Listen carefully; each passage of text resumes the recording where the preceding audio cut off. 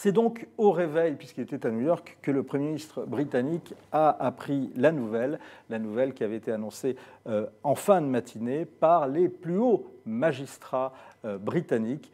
Elle portait bien entendu sur sa décision de suspendre les travaux du Parlement. This court has already concluded that the Prime Minister's advice to Her Majesty was unlawful, void and of no effect. This means that the order in council to which it led was also unlawful, void, and of no effect, and should be quashed. This means that when the Royal Commissioners walked into the House of Lords, it was as if they had walked in with a blank sheet of paper. The prorogation was also void and of no effect. Parliament has not been prorogued.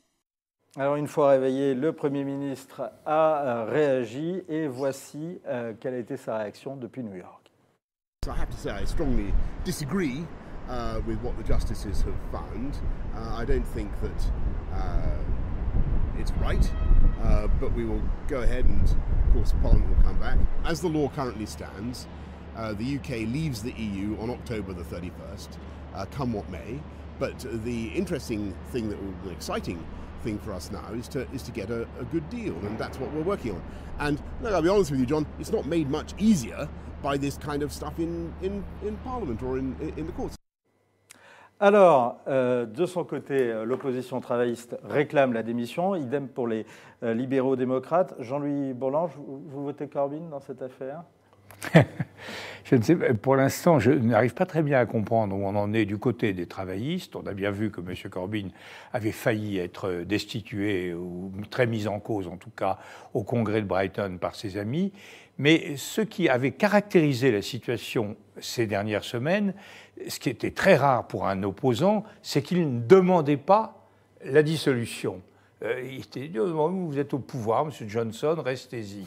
Ce qui embarrassait profondément Johnson, dont le schéma était je pars en force, donc je tranche le nœud gordien, mes électeurs vont me savoir gré d'avoir tranché le nœud gordien, je vais donc récupérer les voix qui sont allées à M. Farage, et ensuite on va gagner. Mais là, à partir du moment où il ne peut pas aller directement devant les électeurs, il se retrouvait un peu prisonnier du fait qu'il aurait à gérer un Brexit qui sera quand même pas marrant, pas facile, et que donc il va s'éroder. Donc il est ce qui explique que depuis quelques jours, il cherche l'accord.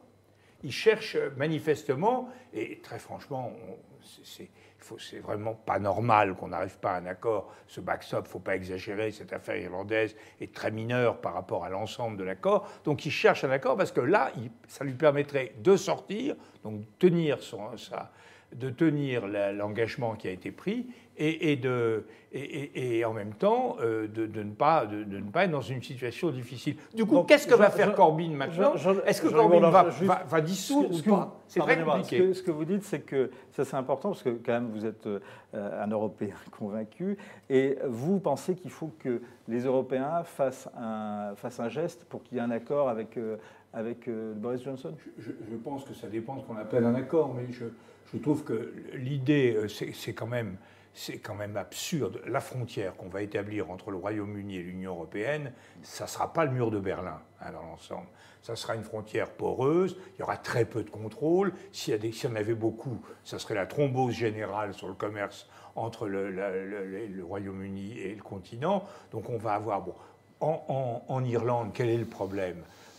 On a un problème de gestion de règlement phytosanitaire commun aux troupeaux qui divaguent de part et d'autre de la frontière irlandaise, et on pourrait très bien arriver à un contrôle à partir des ports irlandais. C'est quand même pas très compliqué pour un homme politique de dire qu'on ne fait pas une frontière linéaire, mais qu'on fait des contrôles en profondeur. Si les hommes politiques ne sont pas capables de faire ça, je crois qu'il faut changer de métier. Alors, avant de revenir, Alexis, sur justement ce qu'il faut faire avec Boris Johnson sur la suite des opérations au niveau du Brexit, sur ce que doit faire Johnson finalement, est-ce que ce n'est pas son intérêt aujourd'hui de poser sa démission pour convoquer des élections Et le problème, c'est que s'il démissionne, il n'y a pas d'élection. Lui, il faut que des élections soient convoquées. Donc il n'a surtout pas intérêt à partir. Et à la limite, cette décision de la Cour suprême, vous avez vu que la présidente de la Cour suprême, elle est un peu vilaniste, elle a une araignée là, sur le truc. On va essayer de retrouver des images. Je me demande s'il n'y a pas quelque chose. Cette décision de la Cour suprême, dans une certaine mesure, en rendant la situation encore plus compliquée, et notamment, enfin, rendant la situation, son maintien encore plus insupportable aux opposants, qui vont dire il a révoqué le Parlement, et le Parlement revient, il ne peut plus rester. Ça peut le servir dans le sens que ça devrait pousser normalement Corbyn à dire bon, maintenant, on fait des élections. Donc à la limite, ça peut le servir. Mais lui, il ne faut surtout pas qu'il s'en aille. Parce que s'il s'en va, il devient comme Theresa May, le gars qui a canné devant le Parlement. Theresa May, elle a essayé de trouver un accord, elle n'a pas trouvé. Lui, il aurait perdu dans l'épreuve de force. Lui, il faut qu'il reste. Et après, soit les autres disent on arrête, et à ce moment-là, il y a des élections, il se dit je peux les gagner, soit il va jusqu'au bout. Et c'est vrai, alors là, pour le coup, je rejoins absolument ce que dit Jean-Louis. On a quand même l'impression qu'il y a une double intransigeance de part et d'autre, où pour des raisons de principe, personne ne veut. Enfin, un accord, il faut que chacun fasse un pas. On ne peut pas demander qu'aux Anglais de faire un pas, et on ne peut pas demander qu'aux Européens de faire un pas. Pour l'instant, les Européens ont dit on ne veut pas bouger d'un millimètre. Ça peut se justifier avant de commencer à discuter, parce qu'il faut arriver en position de force, mais quand on commence à discuter, il faut que chacun fasse un pas, sinon ça n'a pas de sens. Philippe, il y a un autre aspect, c'est que la décision de la Cour suprême britannique est saluée comme une victoire de la démocratie, de la défense de la démocratie parlementaire. Est-ce que derrière cette victoire, ce n'est pas aussi le triomphe du gouvernement des juges ? Non, je ne crois pas. Je ne crois pas, parce que le gouvernement des juges, ce n'est pas une décision de juge prise sur un cas particulier, c'est un ensemble de décisions qui se mêlent de plus en plus en profondeur de la vie politique, etc. Non, je trouve, c'est très curieux. Jean-Louis et moi, on a partagé pendant des années nos idées et notre affection avec Max Gallo. Et Max Gallo avait une phrase récurrente, il disait « la seule loi de l'histoire, c'est la surprise ». Et franchement, c'est vérifié, enfin, dans cette histoire-là du Brexit, depuis Cameron jusqu'à même l'arrivée de Boris Johnson au pouvoir, en passant par cette espèce de résurrection du Parlement, enfin de la Chambre des communes, et même de la Chambre des Lords, d'ailleurs, soyons justes, qu'on n'attendait pas. On avait vraiment l'impression qu'ils s'étaient effondrés les uns après les autres. Et puis tout à coup, revient, c'était même, y compris d'ailleurs dans l'art oratoire, qui, en dehors de Jean-Louis Bourlange, a singulièrement déserté la tribune de l'Assemblée nationale, mais y compris dans la manière de s'exprimer, revient tout à coup une dignité parlementaire qui me fait dire que... D'abord, je ne suis pas tout à fait d'accord avec ce qu'a dit Alexis. Un accord, on l'a négocié. On l'a négocié. La première ministre qui précédait Boris Johnson n'a pas réussi à le faire accepter par son Parlement. Mais enfin, on ne peut pas dire que nous sommes là à essayer de tenir la Grande-Bretagne d'une manière... on ne tient pas l'abri de haut. On veut vraiment trouver un accord. Et donc, quand les autres n'acceptent pas, il faut faire un pas de plus. Soit on se dit c'est pas grave et on dit à ce moment-là c'est le hard Brexit. Juste une chose... puisque la loi de l'histoire est la surprise, et que l'une des surprises, c'est ce réveil de la Chambre des communes et de la Chambre des Lords, qu'est-ce qui va se passer maintenant d'initiative de la Chambre des communes ? Qu'est-ce qu'ils vont vouloir ?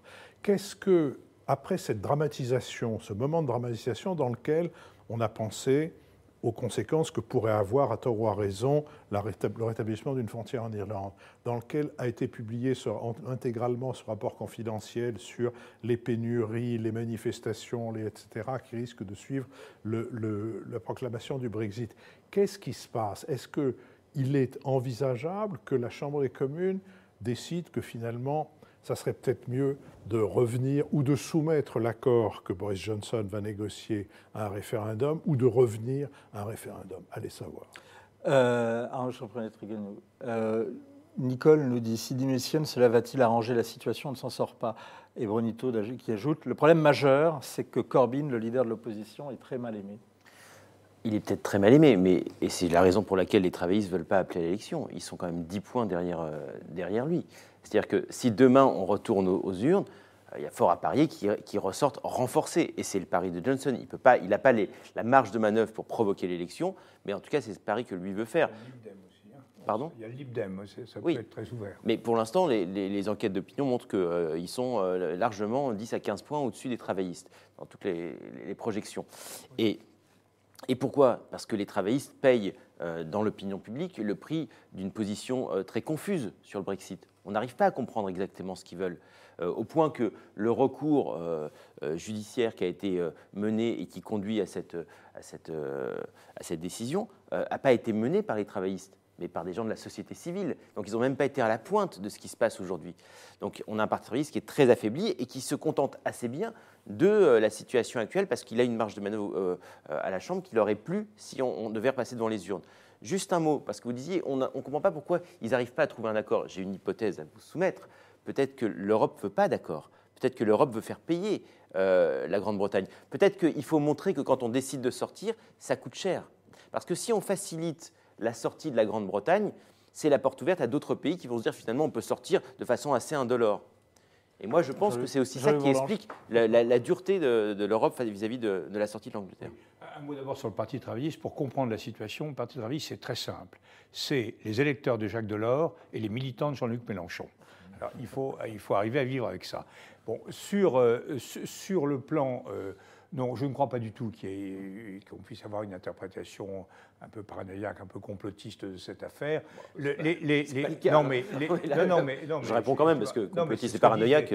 C'est ce que disent le Sun, c'est ce que dit le Sun. Oui, non, mais c'est pas du tout vous que je mets en cause. Enfin, c'est une interprétation complotiste de la part de la presse people britannique, etc.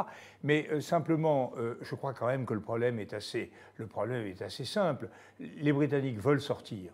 Ils veulent donc établir une frontière entre l'Union européenne et le Royaume-Uni. Et il y a un endroit où ils disent bah non, là on ne met pas de frontière.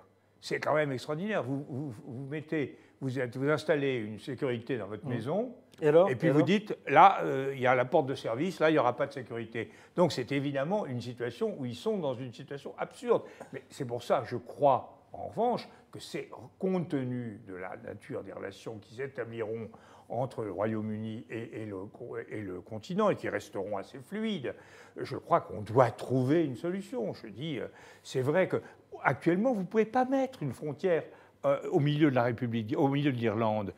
Ça ne résiste pas. Une caméra explose.